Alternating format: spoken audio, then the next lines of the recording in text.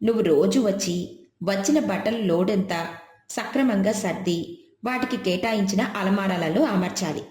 మళ్ళీ వేరు చేసిన వాటిని సాయంత్రం వచ్చి లోడ్ చేస్తే సరిపోతుంది అని అంటాడు. అలాగే సార్, రోజు పొద్దున్న వచ్చి అన్నీ సర్ది మళ్ళీ సాయంత్రం వచ్చి లోడ్ చేస్తాను. కానీ సార్, నాకు ఒక చిన్న సహాయం చేస్తారా? చెప్పమ్మా, నేను నీకు ఏం సహాయం చేయాలి? సార్, మీ దగ్గర చాలా బట్ట పనికిరానిది ఉంటుంది కదా, అది నాకు ఇవ్వగలరా?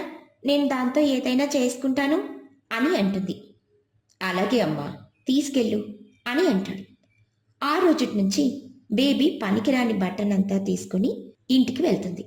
దానికి పైన ప్లాస్టిక్ కవర్తో జాగ్రత్తగా కుట్టి ఇనుముతో చేసిన పుల్లల సహాయంతో గొడుగుల్ని తయారు చేస్తుంది. అలా చేసిన గొడుగుల్ని రాజయ్య దగ్గర నుంచి రాగానే తమ ఇంటికి దగ్గరలో ఉన్న రోడ్డు దగ్గర పెట్టుకొని అమ్ముతుంది.